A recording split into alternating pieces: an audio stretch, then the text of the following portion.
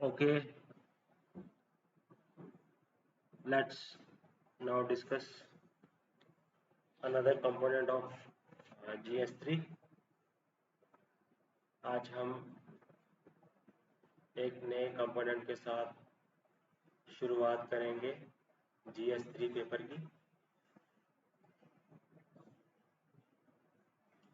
आज हम एनवायरनमेंट के टॉपिक्स को डिस्कस करेंगे। ओके, एनवायरनमेंट में सबसे पहले हम पढ़ेंगे क्लाइमेट चेंज। अब क्लाइमेट चेंज होता क्या है? जब टेम्परेचर में या वेदर में जब हमें लॉन्ग टर्म लंबे समय की शिफ्ट दिखती है, लंबे समय से लॉन्ग टर्म शिफ्ट अगर हमें क्लाइमेट टेम्परेचर में दिखे या फिर हमें वेदर में दिखे, स्नोफॉल हो गया, रेनफॉल हो गया, विंड हो गया। ओके,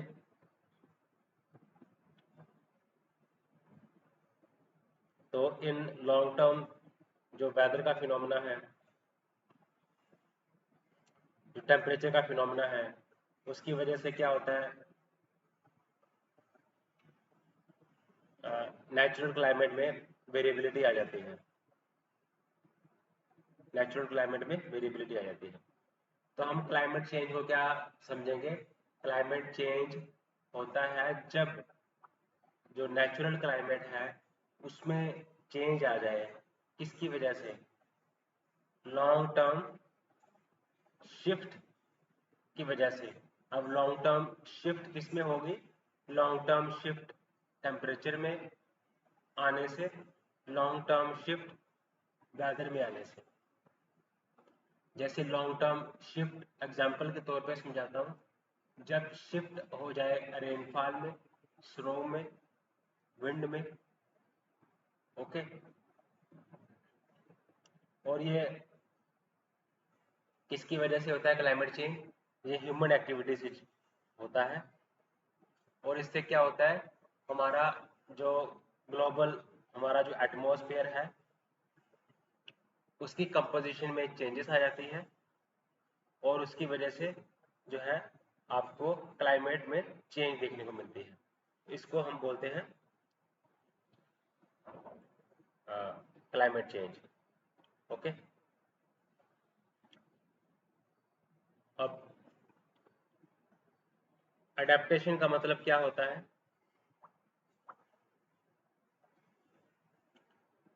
कि मिनिमाइज करना, क्लाइमेट चेंज के साथ ऐसे मेजर्स लेना जिससे क्लाइमेट चेंज के इफेक्ट्स को हम मिनिमाइज कर सकते हैं।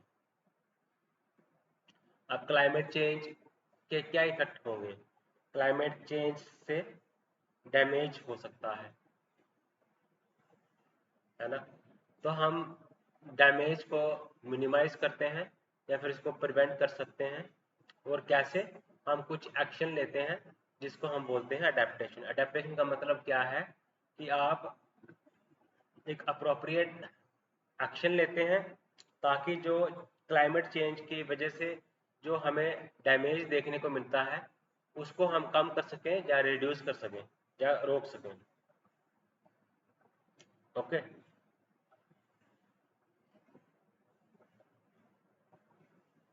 तो इसका मतलब अडेप्टेशन का मतलब होता है कि जब हम क्लाइमेट चेंज के साथ एडजस्ट करते हैं उसको हम बोलते हैं, क्या बोलते हैं उसको? हम अडेप्टेशन बोलते हैं।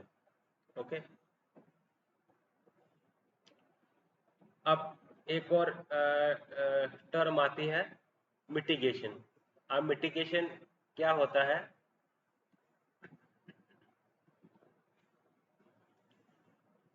मिटिगेशन का मतलब होता है कि जब हम क्लाइमेट चेंज के का इफेक्ट होता है या उसका जो डैमेज होता है या उसका जो इम्पैक्ट होता है उसको हम लेस करते हैं, लेस सेवियर बनाते हैं। ठीक है, ताकि मिटिगेशन का मतलब होता है कि हम कैसे इफेक्ट कम करते हैं क्लाइमेट चेंज का, सीवियर इम्पैक्ट को हम कम करते हैं, वो होते हैं हम जहाँ तो प्रिवेंट करते हैं और रिड्यूस करते हैं इमिशन का। किसकी इमिशन का? ग्रीन हाउस गैसेस की इमिशन का। क्या होता है? ग्रीन हाउस गैसेस की एमिशन को हम क्या करते हैं? कम करते हैं, और उससे हम क्लाइमेट चेंज के को जो आता है, किसकी वजह से आता है क्लाइमेट चेंज? ह्यूमन एक्टिविटी से वजह से आता है।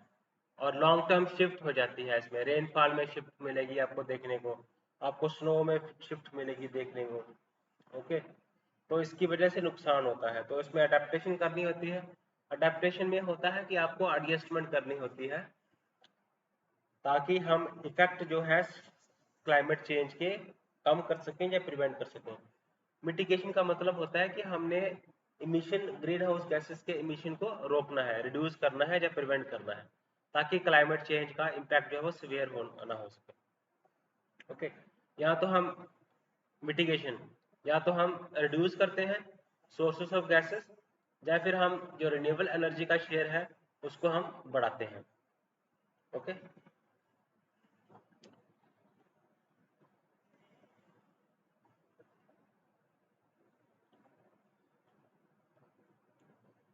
अब नेक्स्ट टर्म आता है क्लाइमेट बजट। तो क्लाइमेट बजट का मतलब क्या होता है? अब देखो, क्लाइमेट चेंज होती है, अडेप्टेशन करनी पड़ती है, मिटिगेशन करना पड़ता है, तो इससे क्या होता है, ये बेसिकली क्लाइमेट की बजटिंग की जाती है। तो बेसिकली ये गवर्नमेंट का सिस्टम है, गवर्नेंस का सिस्टम है। तो हम इससे क्या करते हैं, हम क्लाइमेट चेंज को इंटीग्रेट करते हैं, हमारी पॉलिसीज, हमारे एक्शंस, हमारे हम पॉलिसीज बनाते हैं, एक्शंस बनाते हैं, और डिसीजन को हम एग्जीक्यूट करते हैं। ओके,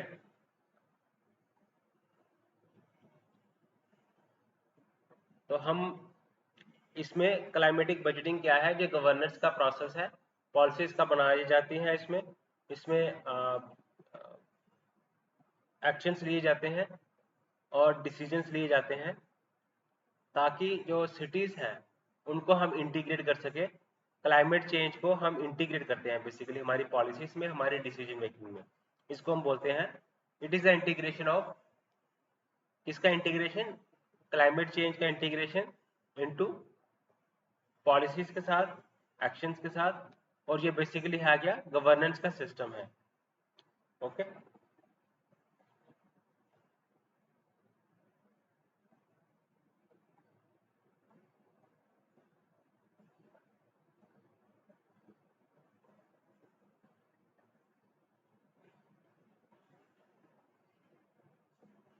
तो हमने क्लाइमेट चेंज के बारे में हमने डिस्कस करा। अब इम्पैक्ट क्या होता है क्लाइमेट चेंज का? तो क्लाइमेट चेंज की वजह से जो फायर्स, वाइल्ड फायर्स, जो जंगलों में आग लगती है, उसके इंसिडेंट्स कम हो जाते हैं, ज़्यादा हो जाते हैं। ओके, अब मैरीन में क्या आपको देखने को मिलता है? आपको सी लेवल जो है बढ़ जाता है, राइज कर जाता है, और कोस्टल एरिया में आपको फ्लडिंग देखने को मिलती है। ओके,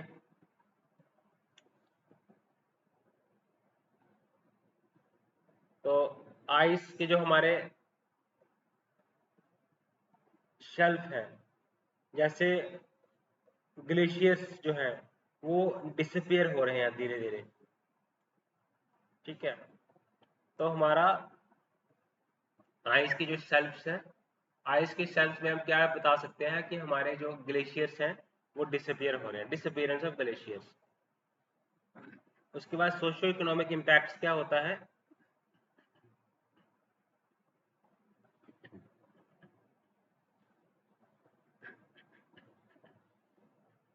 चिल्ड्रन के ऊपर इम्पैक्ट पड़ता है। ओके, तो वो एक्सपोज होते हैं जो हमारे क्लाइमेट चेंज, जो क्लाइमेट हजार्ड्स होते हैं, एनवायरमेंटल हजार्ड्स होते हैं, उनको एक्सपोज होता है बच्चे उनके। और ह्यूमन क्या होता है कि जो 80% जो है डिस्प्लेसमेंट जो होती हैं पीपल की क्लाइमेट चेंज की वजह से, उसमें ह्यूमन की डिस्प्लेसमेंट 80% होती है। ठीक है। और food and health security, food की जो सिक्योरिटी है, हमारे हेल्थ का जो हम सिक्योरिटी लेके चलते हैं, वो रिस्क पे आ जाती है। ठीक है। तो हमारे इकोनॉमिक लॉसेस होते हैं, है ना। ऑक्सीजन जो है वो ऑक्सीजन में ऑक्सीजन की कमी हो रही है, तो ऑक्सीजन में क्या हो रहा है, डीऑक्सीजनेशन हो रहा है। ओके। तो ये हमने देखा क्लाइमेट चेंज। हमने टर्म्स के बारे में पढ़ा, अडेप्टेशन क्या है, मिटिगेशन क्या है, वो हमने डिस्कस किया, है ना। क्लाइमेट बजट क्या है ना। इम्पैक्ट भी हमने पढ़ा क्लाइमेट चेंज का। ओके। तो साइक्लोन जो है वो सिवियर हो जाते हैं, है ना। ट्रॉपिकल एरिया में साइक्लोन्स बढ़ जाते हैं। वेदर के पैटर्न में आपको देखने को मिलता है चेंजेस। ओके।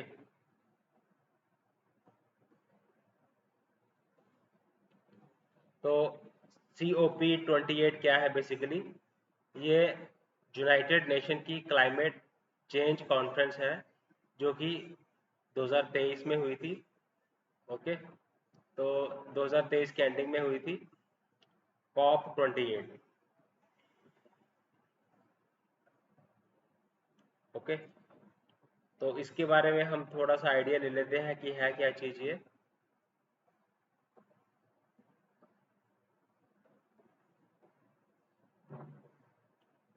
तो इस टाइम पे ये बेसिकली क्लाइमेट की मीटिंग होती है, क्लाइमेट को लेके मीटिंग होती है। ओके। तो अब इन्होंने एक्नॉलेज किया इस चीज़ को कि ज़रूरत है हमें फॉसिल फ्यूल से मूव करने की। ठीक है। तो प्रॉमिस किए गए इस क्लाइमेट चेंज में कि हम मीथेन की इमिशंस को कम करेंगे। ओके। और हमें क्लाइमेट चेंज मिलने को देखने को मिले 2023 में।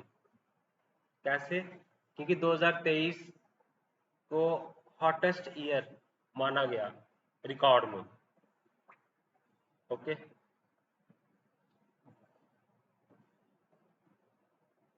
तो एमिशन रिडक्शन को कम करने की ज़रूरत महसूस की गई। इसमें कहा गया कि हमें 43% जो है वो ग्रीन हाउस गैसेस में रिडक्शन करनी पड़ेगी 2030 तक। तो बेसिकली जो है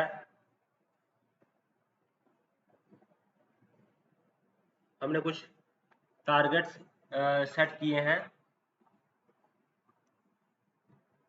है ना। इसमें क्लाइमेट चेंज को लेके कॉन्फ्रेंस होती है, जिसमें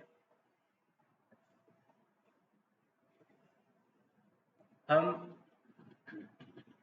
क्लाइमेट के साथ मिटिगेशन स्टेप्स लेते हैं, अडेप्टेशन के स्टेप्स लेते हैं। हम क्लाइमेट को क्या करते हैं, हम उसको स्टडी करते हैं, हम देखते हैं कि क्लाइमेट चेंज कितना हो गया है, और हम मेजर्स अडॉप्ट करने की कोशिश करते हैं, चाहे वो मेजर्स हो ग्रीन हाउस गैसेस एमिशन कम करने के। ओके। तो और कहा जाता है कि हमें फॉसिल फ्यूल्स से दूर जाना है, रिन्यूएबल एनर्जी को हमने इंक्रीज करना है। ठीक है। तो इसके COP28 के हमें आउटकम्स देखने को मिलते हैं। ओके। तो फॉसिल फ्यूल्स में जो सब्सिडीज है उसको कम करना है, लो एमिशन टेक्नोलॉजी के ऊपर फोकस करना है। तो ये बेसिकली हमने, तो अब इंडिया की पोजीशन क्या है, अचीवमेंट्स क्या है। इंडिया जो है एक प्लेयर बन रहा है किसमें, रिन्यूएबल एनर्जी सेक्टर में। इंडिया जो है ग्लोबल लीडिंग प्लेयर बन रहा है रिन्यूएबल एनर्जी सेक्टर में। ओके, तो इंटरनेशनल एक सोलर अलायंस है इंडिया और फ्रांस के बीच, ठीक है। तो ये दर्शाता है इंडिया की कमिटमेंट को टुवर्ड्स रिन्यूएबल एनर्जी। ओके,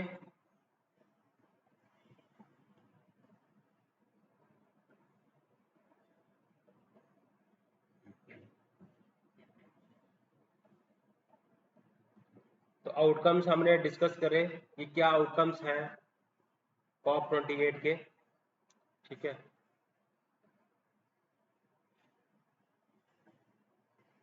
अब इनमें नेगोशिएशन किस बात की हुई कि हमने फॉसिल फ्यूल को कम करना है, हमने ग्रीन हाउस गैसेस मिशन को कम करना है, हम रिन्यूएबल एनर्जी की कैपेसिटी को बढ़ाना है, कैपेसिटी बिल्डिंग करनी है ना, मिटिगेशन को पे जोर देना है, अडेप्टेशन पे जोर देना है।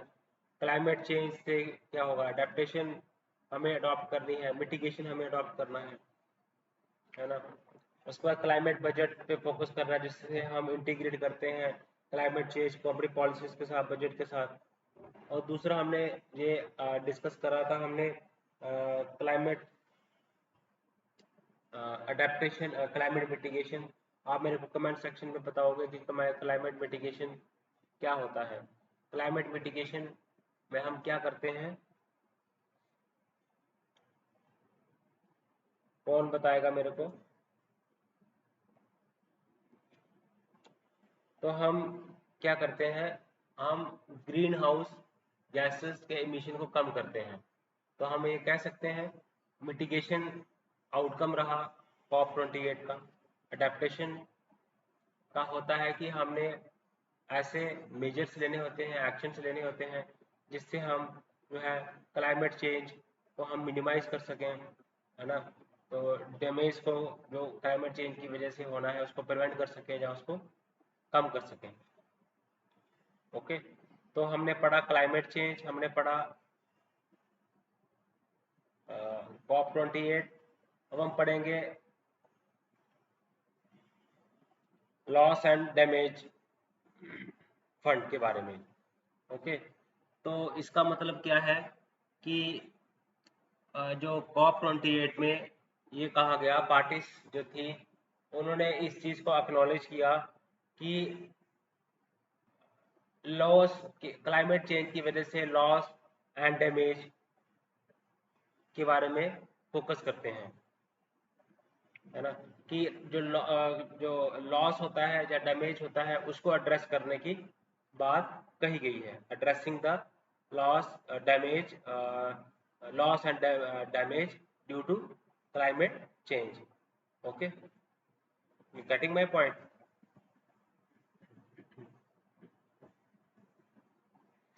तो लॉस एंड डैमेज फंड ये पैकेज है, फाइनेंशियल पैकेज है, ग्लोबल पैकेज है। ओके, ताकि हमने जो कंट्रीज हैं उनको रिहेबिलिट करना है, उनको रेस्क्यू करना है, जो क्लाइमेट चेंज के इफेक्ट्स की वजह से सफ़र कर रही हैं।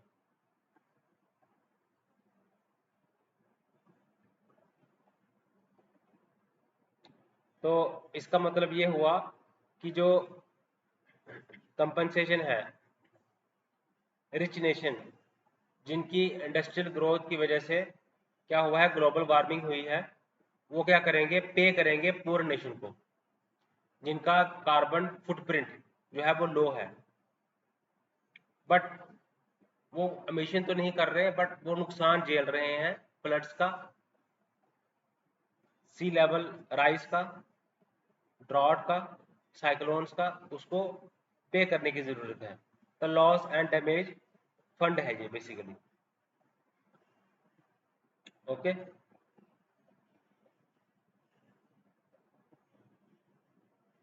आपको समझ में आया कि लॉस एंड डैमेज फंड क्या है? बेसिकली ये ग्लोबल फिनेंशियल पैकेज है।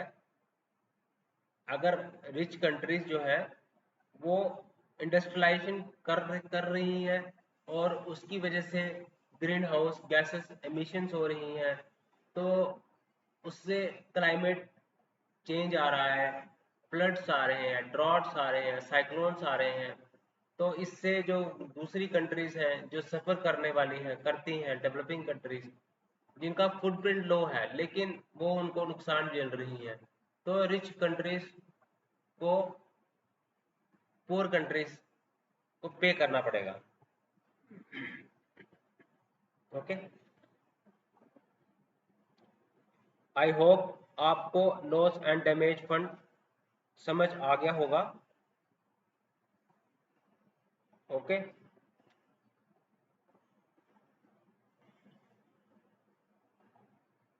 अब इसमें बात करते हैं ग्लोबल गोल ऑन अडेप्टेशन। क्या गोल सेट किए थे अडेप्टेशन में?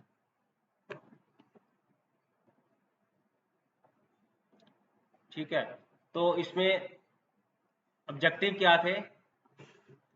इसमें ये था कि हमने जो हमारा मिटिगेशन गोल है उसको हमने अचीव करना है।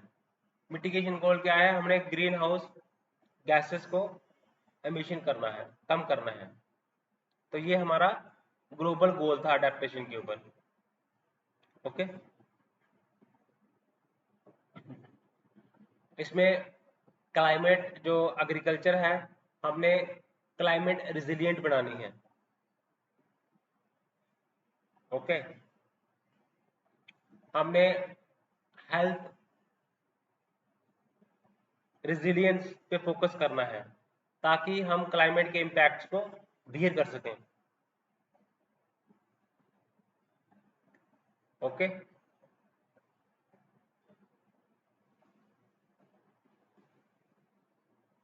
तो डेवलपिंग कंट्रीज ने इसको क्रिटिसाइज किया। ठीक है, वाटर के ऊपर फोकस नहीं कर रहे हैं, हेल्थ के ऊपर फोकस नहीं कर रहे हैं, लाइवलीहुड के ऊपर फोकस नहीं कर रहे हैं। ओके,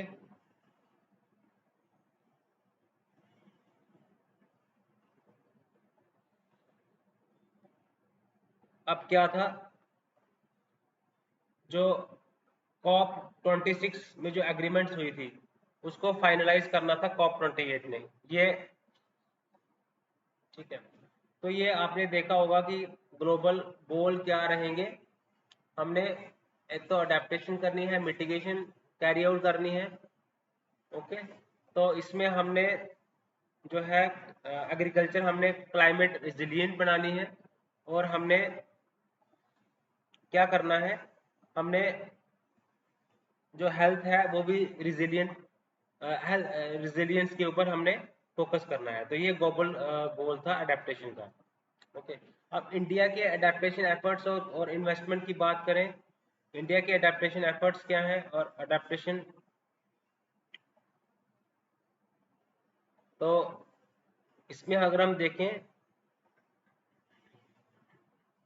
इंडिया को कैसे अडेप्टेशन करना है, तो इंडिया को एक्सपेंडिचर करना पड़ेगा। ओके,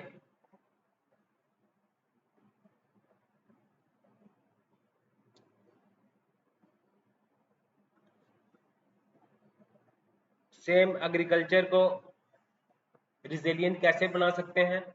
हमने टेम्परेचर रिजिलियंट क्रॉप्स बनाने हैं, क्लाइमेट रिजिलियंट क्रॉप्स हमने उगाने हैं, है ना। हमने इमरजेंसी प्रिपेयर्डनेस के लिए तैयार रहना है। कुछ भी अर्निंग वार्निंग सिस्टम हमने डेवलप करने हैं, है ना। अपने इंफ्रास्ट्रक्चर सेटअप करना है ताकि हम एक्सट्रीम वेदर से लड़ सकें, जिसको हम डिजास्टर रिजिलियंस बोलते हैं। डिजास्टर रिजिलियंस बनाना है अपने क्रॉप्स को, क्लाइमेट रिजिलियंस बनाना है, ह्यूमन बींग्स को हेल्थ रिजिलियंस बनाना है। तो ये इंडिया के अडेप्टेशन एफर्ट्स हैं और इंडिया को इसके लिए इन्वेस्टमेंट करने की ज़रूरत है। ओके,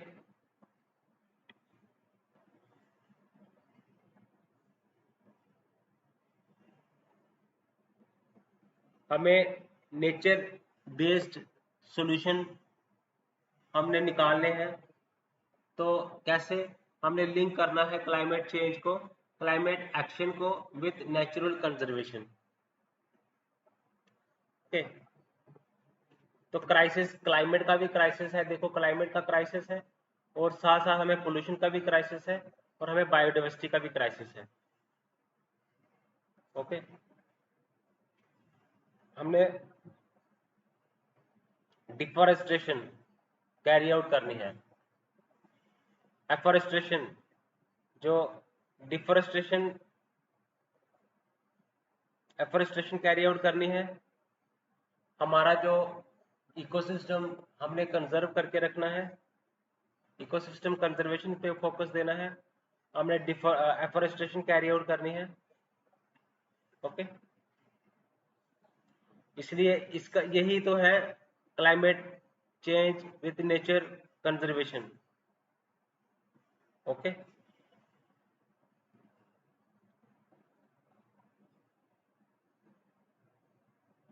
नो व्हाट इज, अगला हम टॉपिक पढ़ते हैं। हमने अभी तक क्या क्या डिस्कस कर लिया? हमने डिस्कस किया क्लाइमेट चेंज क्या होता है, क्लाइमेट अडेप्टेशन क्या होती है, मिटिगेशन क्या होता है। हमने देखा COP28 का हमने स्टडी किया, क्या उसमें इश्यूज डिस्कस किए, क्या हमने चैलेंजेस उसमें डिस्कस किए, और वे फॉरवर्ड में हमने बताया क्या क्या हम उसका आउटकम क्या क्या रहा COP28 का। हमने ग्रीन हाउस गैसेस को रिड्यूस करना है, हमने रिन्यूएबल एनर्जी पे फोकस करना है, हमने हेल्थ जो रिजिलियंस बनाना है ह्यूमन बीइंग को, हमने क्लाइमेट रिजिलियंट क्रॉप्स ग्रो करने हैं, हमने एफोरेस्टेशन कैरी आउट करनी है, हमने लिंक करना है क्लाइमेट चेंज को, इंटीग्रेट करना है नेचुरल कंजर्वेशन के साथ। ओके, तो ये हमने डिस्कस करा अभी तक।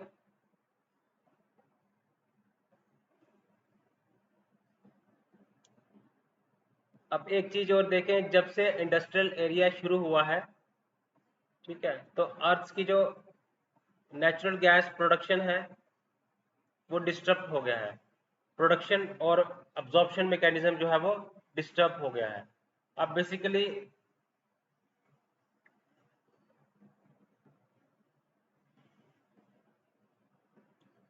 यूके है, इसमें यूएस है, और यूईयू है, तो ये 50% इमिशंस यही कैरी आउट कर रहे हैं।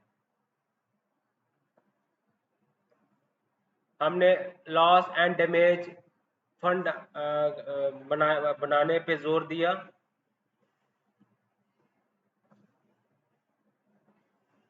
Okay, global goal on adaptation के ऊपर हमने फोकस किया।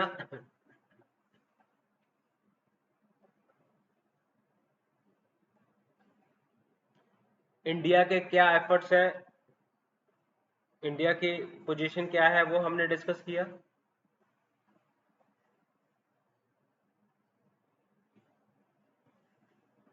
ओके,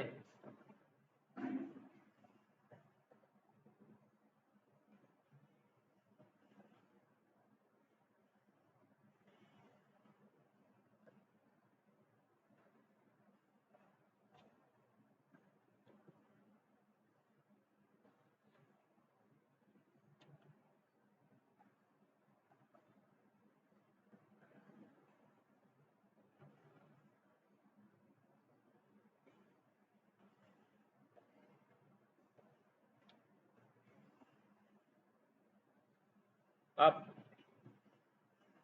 हम आगे देखते हैं वाटर कंजर्वेशन की क्या इंपॉर्टेंस है ना। हमने प्लास्टिक यूज को हमने रिड्यूस करना है, ट्री प्लांटिंग करनी है, तो हमने सस्टेनेबल प्रोडक्ट्स का ज़्यादा इस्तेमाल करना है क्लाइमेट इम्पैक्ट को, इन्वायरमेंटल इम्पैक्ट को कम करने के लिए। Okay,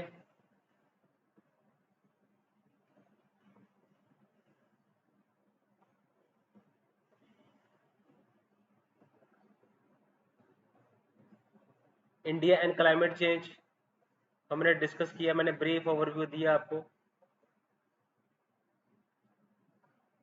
okay,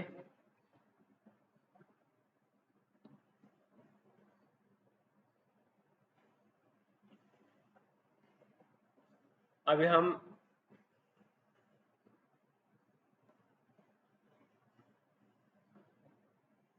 Indian climate change को डिस्कस किया हमने।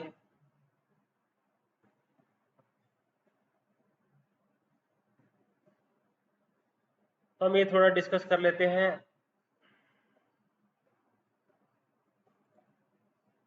बायोडाइवर्सिटी से पहले हम थोड़ा सा बायोडाइवर्सिटी डिस्कस करेंगे, लेकिन उससे पहले एक दो कुछ कॉन्सेप्ट्स हैं वो हम डिस्कस कर लेते हैं।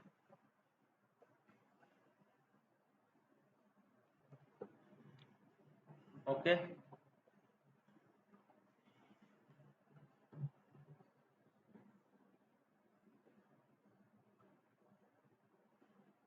लेट अस सी।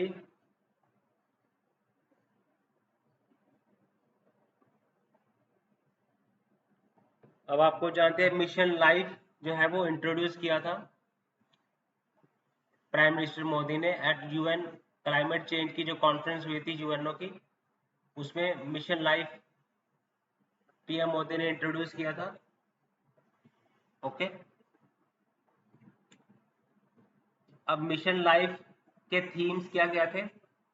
हमने वाटर को कंजर्व करना है, हमने एनर्जी को सेव करना है, हमने ई वेस्ट को रिड्यूस करना है,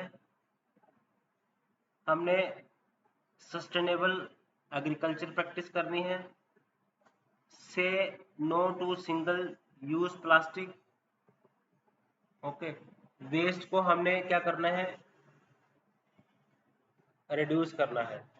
तो ये लाइफ के थीम्स थे जो मिशन लाइफ करके, ये क्या है basically? Life style for environment, ये पीएम मोदी ने हाईलाइट किया था, इंट्रोड्यूस किया था UN conference on climate change.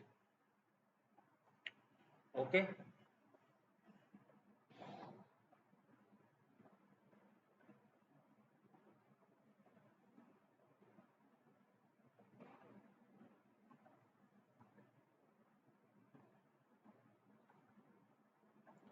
अब हमें अपने लेंस से हमने जो है प्रॉब्लम को देखना चाहिए। तो क्लाइमेट चेंज को एड्रेस करने के लिए दो पाथवेज हैं, एक तो क्लाइमेट एडेप्टेशन है और एक क्लाइमेट मिटिगेशन है। तो हमारे पास पाथवेज है। Okay, we have to see the effects of climate change through our lenses.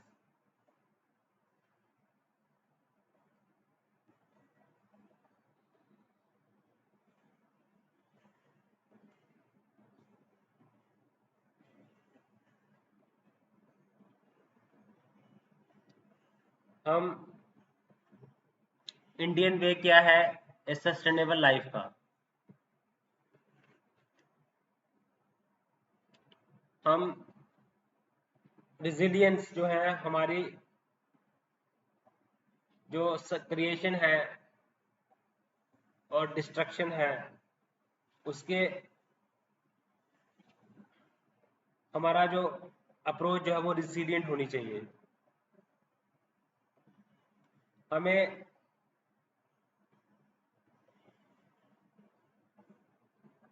Cyclical temperament जो है नेचर का, उसको रिस्पेक्ट करने के लिए हमें ग्लोबल एनवायरमेंटल स्ट्रेटजी को प्रमोट करना चाहिए। ओके, तो हमने स्ट्रेस देना चाहिए किसके ऊपर कि एक स्मॉल इंडिविजुअल कंट्रीब्यूशन कैसे कर सकता है एमिशन रिडक्शन में। पॉलिसी लेवल चेंजेस के साथ साथ हमें एक इंडिविजुअल जो है वो कितनी कंट्रीब्यूशन कर सकता है एमिशन रिडक्शन में।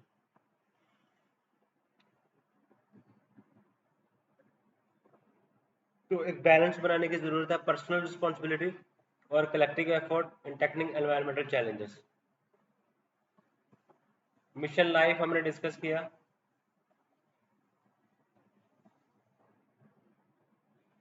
Okay, India and climate change. अब इंडिया जो है थर्ड लार्जेस्ट एमिटर है ग्रीन हाउस गैसेस का। अब 1 और 2 पे कौन है? China and USA. ठीक है, तो अब इंडिया थर्ड लार्जेस्ट एमिटर है, लेकिन ग्रीन हाउस गैसेस में इंडिया की कंट्रीब्यूशन सिर्फ 7.5% है। तो इंडिया के सिग्निफिकेंट इमिशंस तो हैं, लेकिन अभी भी स्टिल ये लो है कंपेयर टू मेजर जो एमिटिंग कंट्रीज हैं। ओके,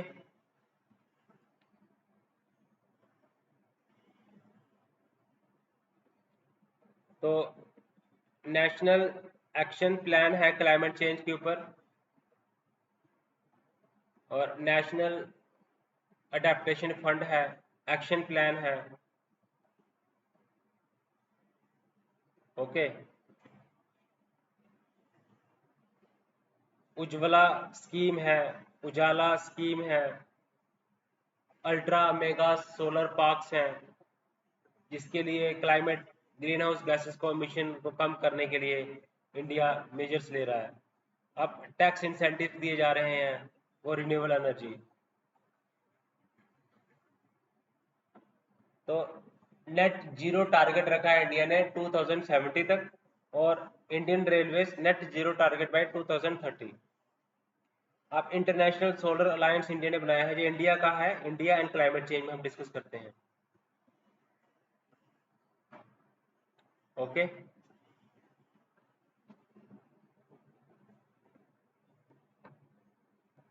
हमने बायोफ्यूल पॉलिसी बनाई हुई है, हमने टारगेट सेट किए हुए हैं। ओके गाइस,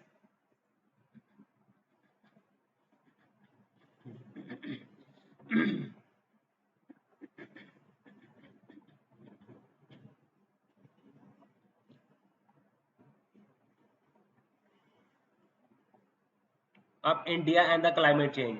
अब स्टेट लैंड इनिशिएटिव्स हैं कुछ। अब जम्मू एंड कश्मीर में कौन सा इनिशिएटिव है? पाली कमीशन, पाली पाली में एक इनिशिएटिव लिया गया है। ठीक है,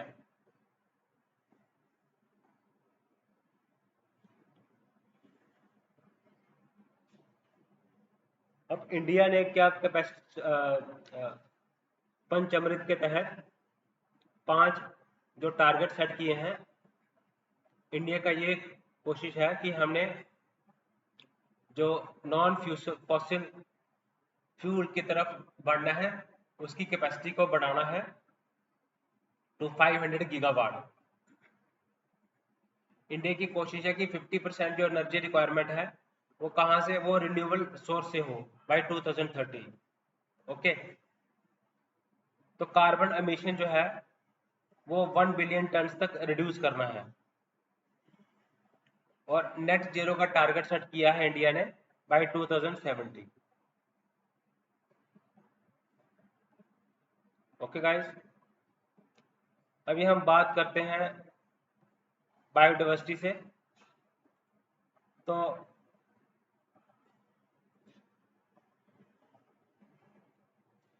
अब पहले हम डिस्कस करेंगे बायोडाइवर्सिटी होती क्या है, लेकिन उससे पहले हम क्या करेंगे डिस्कस। मैंने आपको बताया कि हमने India and global climate change पे फोकस किया, हमने COP28 पे फोकस किया, हमने मिटिगेशन पे फोकस किया, अडेप्टेशन पे फोकस किया, क्लाइमेट चेंज पे फोकस किया। हमने एलेबोरेशन से बताया इंडिया के जो पंच अमृत हैं उसको हमने डिस्कस किया, किस तरह से इंडिया क्लाइमेट चेंज के लिए काम कर रहा है, चाहे वो नेट जीरो टारगेट हो बाय 2070, चाहे 50% एनर्जी जो है वो रिक्वायरमेंट जो वो कवर कर सेटिस्फाई करनी हो, कहाँ से? रिन्यूएबल एनर्जी से। वो चीज़ें हम डिस्कस करी। ओके,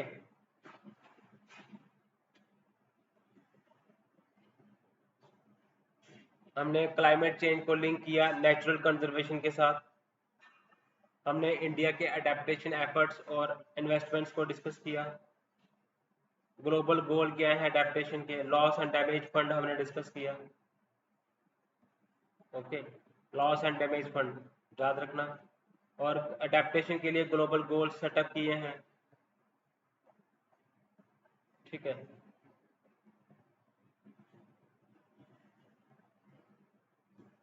इंडिया की जो अडेप्टेशन एफर्ट्स और इन्वेस्टमेंट्स हैं। अब हम पढ़ते हैं बायोडाइवर्सिटी को।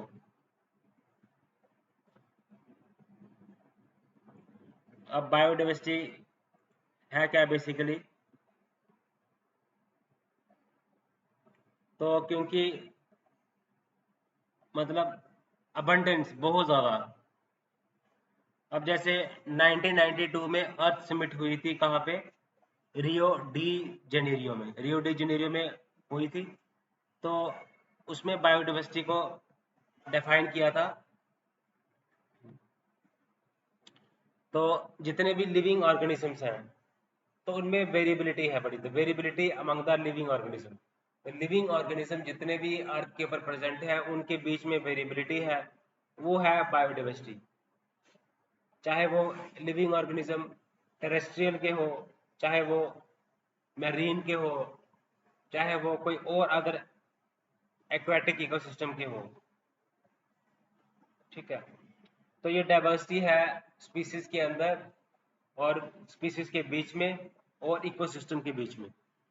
जितने भी इकोसिस्टम है हमारा, चाहे वो मैरीन इकोसिस्टम हो, टेरेस्ट्रियल इकोसिस्टम हो, एक्वाटिक इकोसिस्टम हो, तो उनके बीच में वेरिएबिलिटी है। तो इसको हम बोलते हैं क्या, बायोडाइवर्सिटी। डेफिनेशन को हमने डिस्कस किया। अब काज क्या है, रैपिड लॉस ऑफ डाइवर्सिटी के, क्योंकि हम एक्सप्लोइटेशन कर रहे हैं, हम एनवायरनमेंट की एक्सप्लोइटेशन कर रहे हैं, हम एग्रीकल्चर रिजिलियंट क्रॉप्स नहीं ग्रो कर रहे हैं, ग्रीन हाउस गैसेस इमिशंस हो रही हैं। तो ये इसकी वजह से रैपिड लॉस ऑफ, हमने खैर लॉस एंड डैमेज फंड को एक ग्लोबल फाइनेंशियल पैकेज हमने स्टार्ट किया है। तो हैबिटेट का लॉस हो रहा है, एक्सटिंक्शंस हो रही हैं, डैमेज हो रहा है, ओवर एक्सप्लोइटेशन हो रहा है। तो ये बेसिकली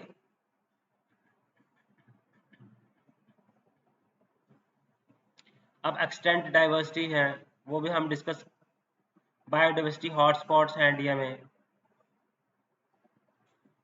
ओके, तो बड़े सारे कारण हैं बायोडाइवर्सिटी लॉस के, है ना। जितने भी स्पीसीज हैं, कुछ एंडेंजर्ड हैं, कुछ थ्रेट हैं। तो इविल कॉटलैंड को हम डिस्कस कर सकते हैं इसमें।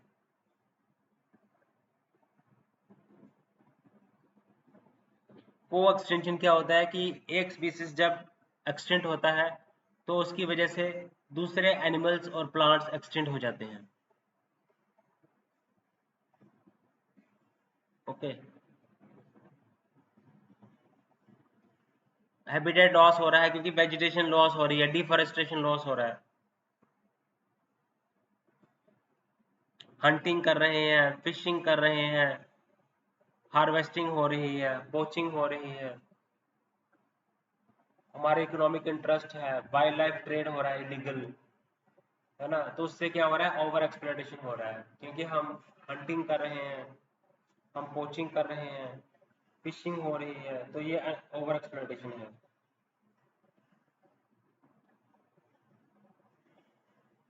ठीक है, तो फॉरेस्ट कंजर्वेशन,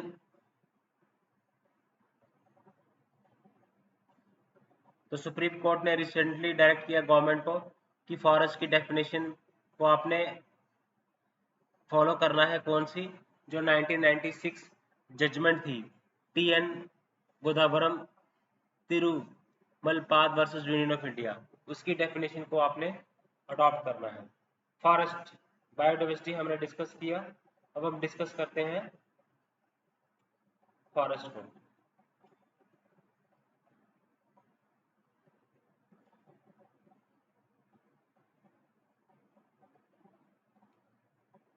फॉरेस्ट को प्रोटेक्ट करने की ज़रूरत है।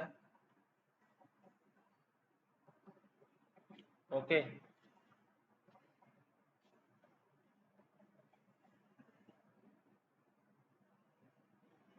जो डेफिनेशन है सुप्रीम फॉरेस्ट की उसको अडॉप्ट करना है, सुप्रीम कोर्ट ने डायरेक्शन दी है।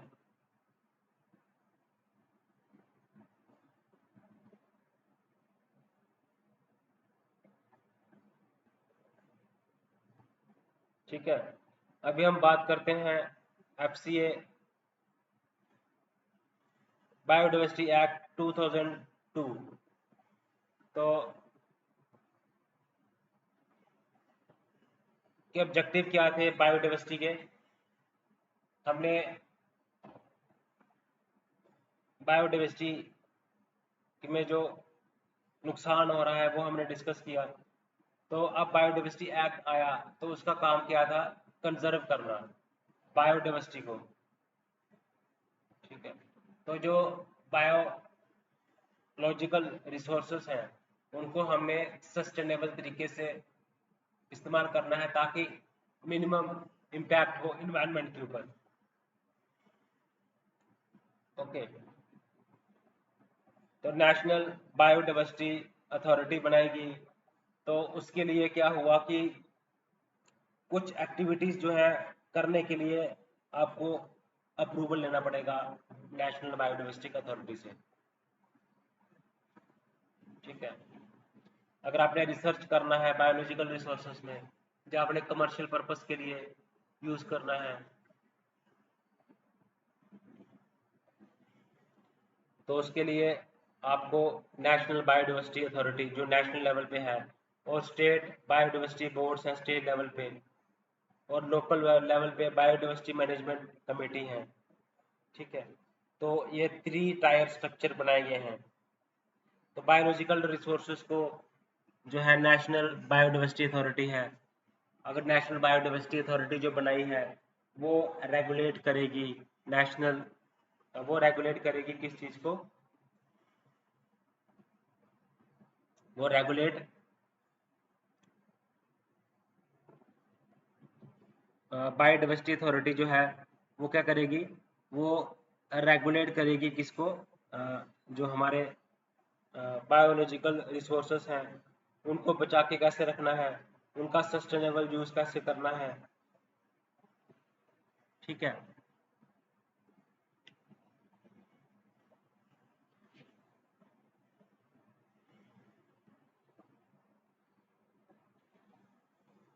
और अगर कोई ऑफेंस करता है अंडर दिस एक्ट तो वो नॉन बेलेबल है, कॉग्निजेबल है।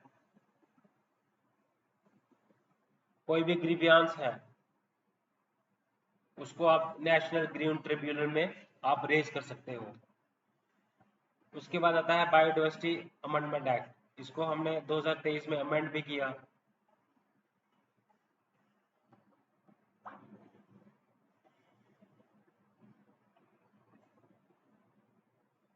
ठीक है,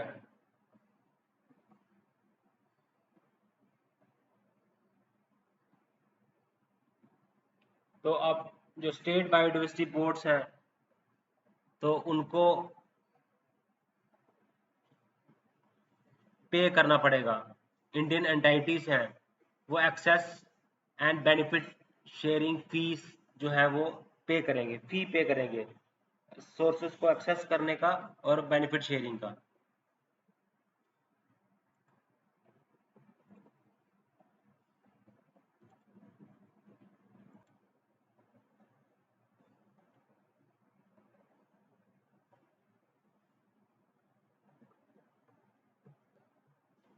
तो हम लोग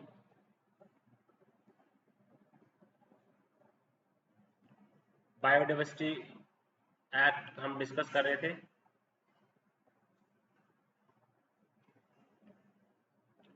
2002 का। उसमें कुछ अमेंडमेंट्स भी की गई, किस तरह से हमने अपने बायोलॉजिकल रिसोर्सेज को कंजर्व करके रखना है, हमने सस्टेनेबल यूज करना है बायोलॉजिकल रिसोर्सेज का। National biodiversity authority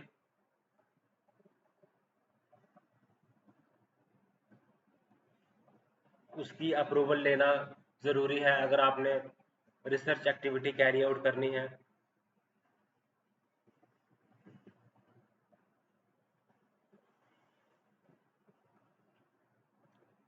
okay.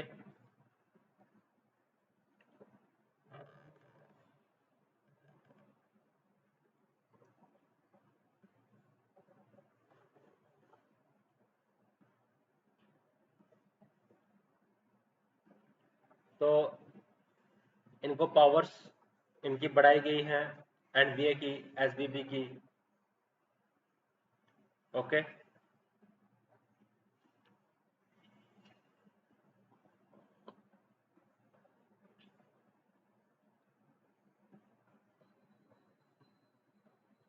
अब नागोया प्रोटोकॉल अंडर यूएनसी, मतलब UNCBD, United Nation Convention on biological Diversity के ऊपर जो नागोया प्रोटोकॉल है,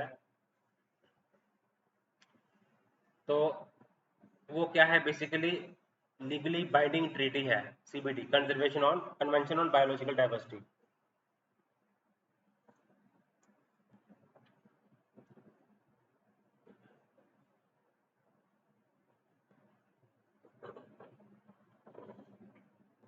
हमने कंजर्व करना है बायोलॉजिकल डाइवर्सिटी को, सस्टेनेबल यूज करना है हमने बायोलॉजिकल डाइवर्सिटी को, और जो बेनिफिट शेयरिंग है, जो बेनिफिट्स मिल रहा है उसको हमने, जो बायोडाइवर्सिटी रिसोर्सेज को हम जो यूज करेंगे उसका जो बेनिफिट है वो शेयर करना है। ओके। तो नागोया प्रोटोकॉल जो है ये बड़ा ही इंपॉर्टेंट कन्वेंशन था on convention on biological diversity. तो इंडिया ने एक्ट किया बायोलॉजिकल डाइवर्सिटी एक्ट 2002। ओके।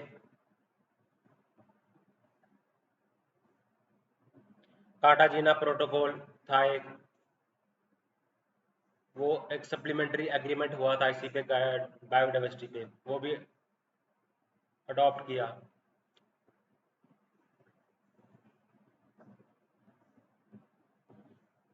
उसके बाद नागोया प्रोटोकॉल डिस्कस किया हमने, तो एक्सेस होना चाहिए, ठीक है ना, जेनेटिक रिसोर्सेज का।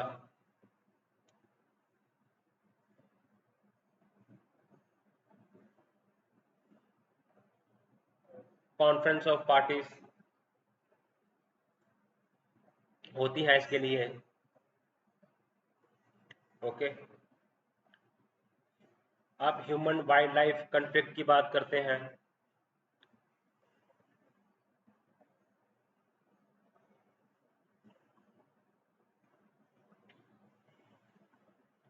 एलिफेंट्स जो है कम से कम 227 एलिफेंट्स वेयर इलेक्ट्रोक्यूटेड। ट्रिप 45 जो है वो एलिफेंट्स ट्रेन के द्वारा मारे गए, और 29 जो थे वो पोचिंग के द्वारा मारे गए, और 29 टाइगर्स जो थे वो पोचर्स ने किल किए। अब बाकी जो 197 टाइगर्स की डेथ थी वो रिमेन सस्पेक्टेड। एलिफेंट्स ने कम से कम 1549 ह्यूमन लाइफ्स ली, और 125 life they taken by tigers.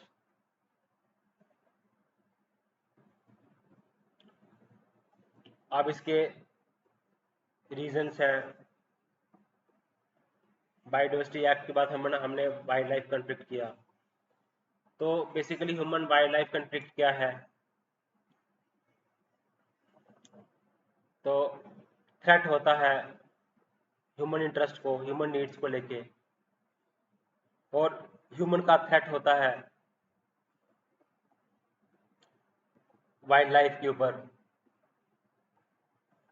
Struggles that emerge when the presence or behavior of wildlife poses actual or perceived direct threat to the human interest or needs, leading to disagreement between groups of people and negative impacts of the people and wildlife. Okay, अब reason क्या है human wild life conflict के?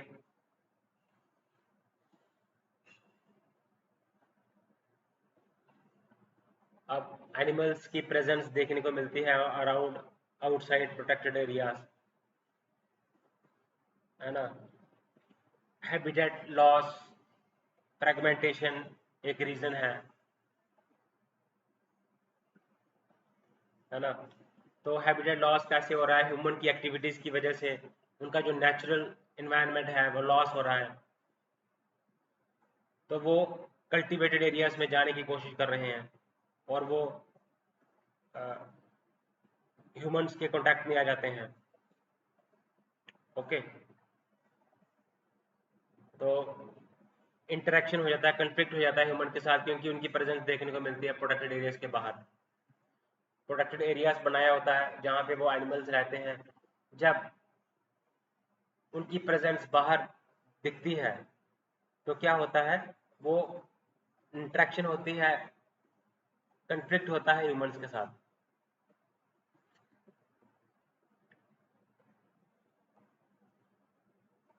तो अब infrastructure development हुआ है, road बनाने से, रेलवेज बनाने से, इलेक्ट्रिसिटी वायर से, तो इससे क्या हुआ है, एक्सीडेंटल डेथ्स होती हैं वाइल्ड लाइफ की। इंफ्रास्ट्रक्चर डेवलपमेंट हुई है। अब एडवर्स ट्रांसलोकेशन होती जाती है एनिमल्स की, ठीक है। वुमन जो है वो ट्रांसलेशन एफर्ट्स करते हैं, ठीक है। तो ड्रॉट्स और अदर एडवर्स क्लाइमेट इफेक्ट क्या होता है कि वो फूड के लिए, वाटर के लिए वो वो मूव करते हैं दूसरी जगहों में, तो उससे भी एनकाउंटर हो जाता है। तो reasons for human wild life conflict, तो किस तरह से कम्युनिटी एंगेजमेंट से हम कर सकते हैं वाइल्ड लाइफ कंफ्लिक्ट को रिड्यूस, ठीक है। हम लोकल जब फॉरेस्ट मैनेजमेंट, लोकल कम्युनिटीज को इन्वॉल्व करते हैं फॉरेस्ट मैनेजमेंट में, प्रोटेक्शन में, जिसको हम बोलते हैं हाथी मित्र, जिसको हम बोलते हैं friends of elephant in Assam. Okay, तो इसमें क्या होता है कि वो जो वॉलंटियर लोग होते हैं वो रेलवेज को इन्फॉर्म करते हैं, अलर्ट करते हैं अगर एलिफेंट्स की मूवमेंट होती है तो। ओके, और उत्तर प्रदेश में बाघ मित्र, टाइगर फ्रेंड्स में लोकल्स को सेंसिटाइज किया जाता है, विलेजेस को आइडेंटिफाई किया जाता है, और कौन से तरीके से हम उनको वापस, अगर वो आ जाते हैं हैबिटेट एरिया में, तो हमने क्या बेस अडॉप्ट करने हैं कि हम उनको वापस जो है वो पुश कर सकें फॉरेस्ट एरिया में, ठीक है। तो इस तरह से हम ह्यूमन वाइल्ड लाइफ कंफ्लिक्ट को कर सकते हैं।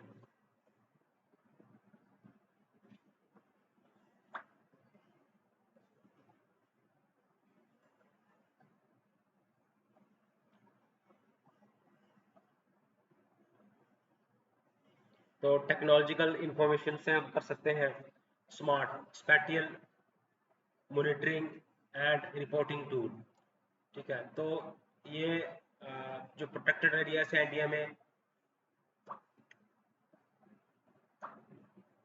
तो टेक्नोलॉजिकल इनोवेशंस लिए हैं, तो हम डेटा जो है हम रियल टाइम मॉनिटरिंग कर रहे हैं, हमें एनिमल साइटिंग की, पेट्रोल रेंजर पेट्रोल की, कोचिंग इंसिडेंट्स की, रेंजर जो पेट्रोल करते हैं, एनिमल साइटिंग की, और कोचिंग इंसिडेंट्स के हम डेटा जो है वो इंटीग्रेट करते हैं ताकि हमें रियल टाइम इंफॉर्मेशन मिल जाए और हम इफेक्टिवली मैनेज कर सकें ह्यूमन वाइल्ड लाइफ कंफ्लिक्ट को।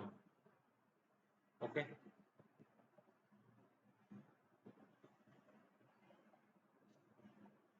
तो स्टेट स्पेसिफिक डिजास्टर्स की बात करें, केरला ने क्या किया है कि डिक्लेयर ह्यूमन एनिमल कंफ्लिक्ट होता है, Kerala has declared the human animal conflict as a state specific disaster declare किया है।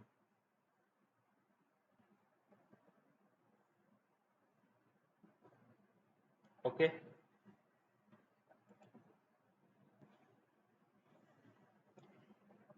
उसके बाद हम बात करते हैं